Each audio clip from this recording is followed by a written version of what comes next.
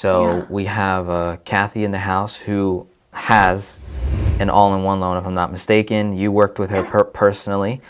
I did. Hi, So Kathy. she says, I thought you only need loan to value 80%, not really a specific amount for a down payment. You want to bring some clarity on that? Yeah, well, when we're talking about a purchase, there always does need to be a down payment. And if you have a 20% down payment, that creates an 80% loan to value, right? Because the loan to value is literally just the loan divided by the value. So when you put 20% down initially, you're automatically going to have that 80% loan to value. If you do a program that's at the 90% loan to value, then technically you only need to put 10% down. Got it, guys. So obviously, for those listening, the more you put down, I think the better it is because, put 20% down, there's no PMI, more access to cash. I think this is a great product for people that do have higher incomes. The goal is to pay off the property extremely fast, but then also have the accessibility that comes with it. I also don't have to apply twice, right? I don't have to apply for a loan and my debt tool. It's one credit Mhm. check because it's all in one. So that's a big advantage there. So Terrell says to be clear, do you have access to the 10% funds that you put down? So the answer is that no, right? Not right away. Right. The answer is no for the entire term because you are only able to borrow up to that 90% loan to value mark. So that 10% that's initially put into the loan at the time of purchase, that's going to stay in the loan. You're not going to be able to have access to that. Once you start adding more into the loan and you start gaining more equity, additional equity after that, those are the equity dollars that you're going to have access to. Got it. And that helps with the actual performance of the product itself. This is why there aren't any defaults, because you are locking up some of that cash, some of that equity. In the event the home values do drop by 20%, by 30%, whatever Right. it is, I'll still have access to whatever I personally put in after my down payment. I'll still have access to that cash. Correct. Yeah, that's right. So, okay, this is great. Kathy says the line of credit decreases by 2% per year after the first 10 years in the 30-year term. So this was something I definitely missed. I want to get some clarity on that. So just coming to the drawing board here, can you break down for us how that works? So it's revolving for 10 years. I'm paying into it. Now, in this community, it's not going to take us 10 years to pay off this type of product for the type of individuals that's watching this right now. But maybe if I make this public out there for others watching, what happens if I get the all-in-one loan and it does take me more than 10 years to pay this off? What happens to my HELOC feature? How does that work? Yeah, and that's a great point that Kathy brought up. The way it works is that after 10 years, the line amount starts to decrease by 1 over 240. So you would take the loan amount and you would divide that by 240, the loan amount from when you first originally started.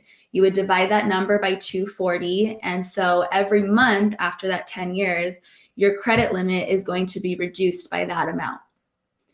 And the big reason why we do that is so that we don't have to force the customers to deal with a balloon payment or an amortization schedule.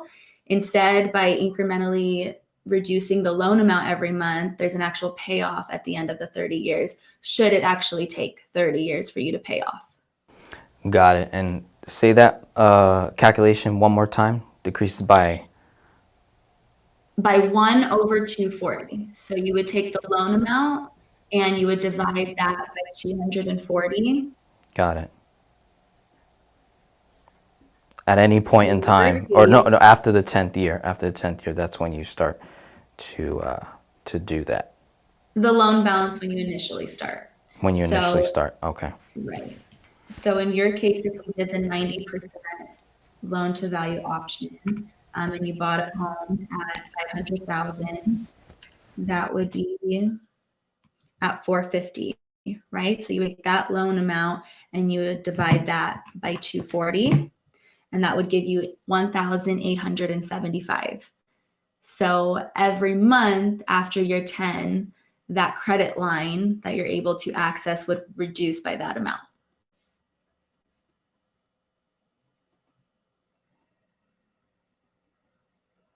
Okay. So, what is the max amount of credit I will ever have on an all-in-one loan for the You HELOC mean the feature? credit line that you're able to access? Yeah, yeah. What's the most amount of let's say I get a $600,000 property, and Mm-hmm. I put 100K down, so I finance 500.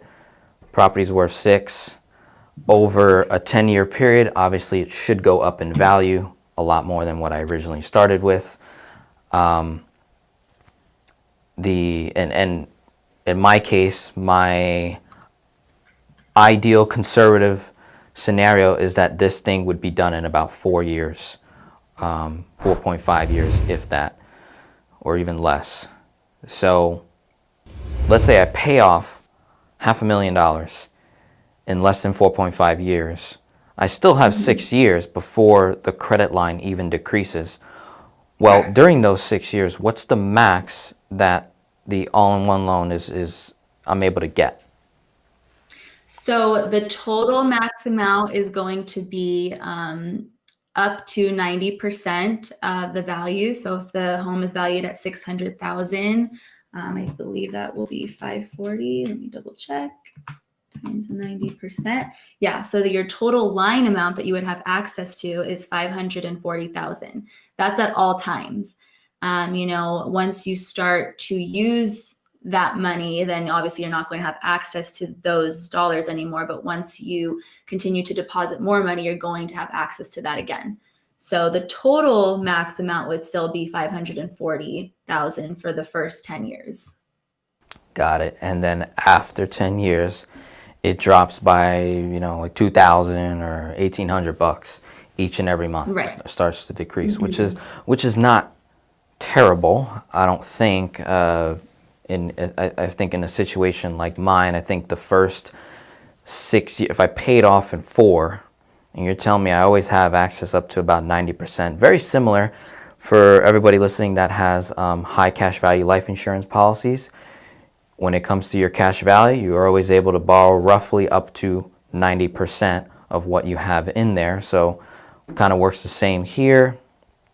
And that, to me, I think that's plenty of equity that I don't have to, say, apply for like I would if I got, a HELOC in the second position. If I want to get an increase, maybe they have to, check your score again. With a first position home equity line of credit, typically those are 10 years revolving, and then it converts automatically to a 20-year amortized loan. And so the only way out of that would be to actually renegotiate the HELOC all over again, correct? Right. Whereas the all-in-one, And as we far don't as need that.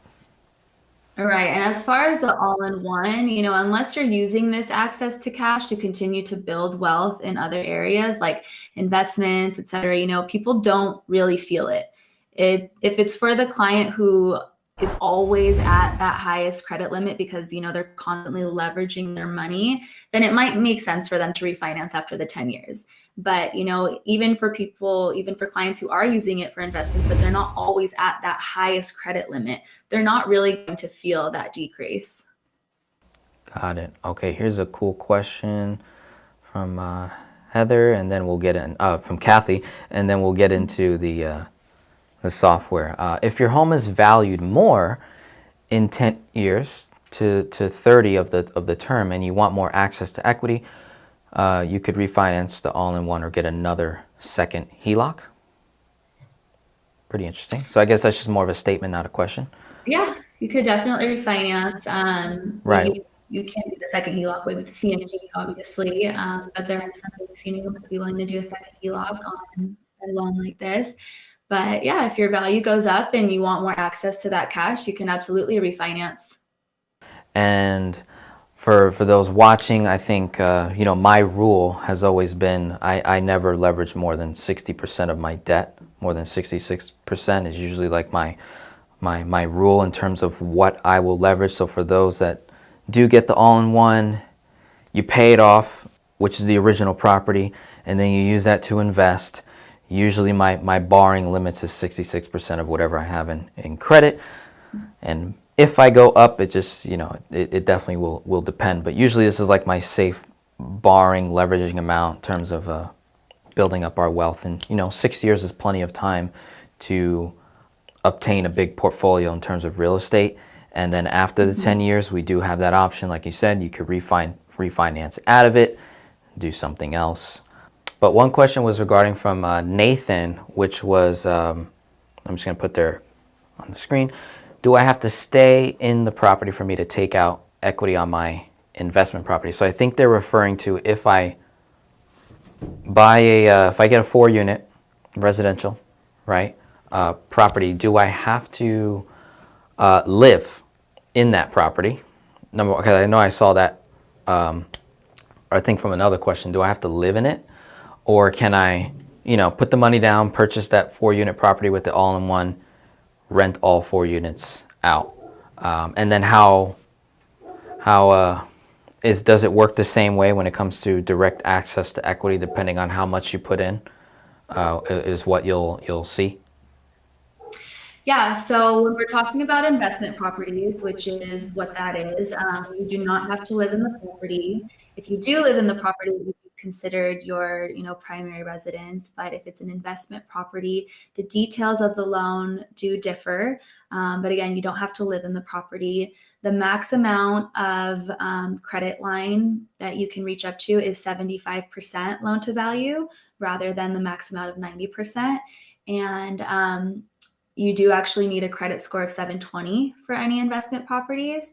And the floor rate is not 3.75 currently, it's 4.75. So there's just some, minor differences with, when you purchase an investment property, but you can definitely rent all of those different units out.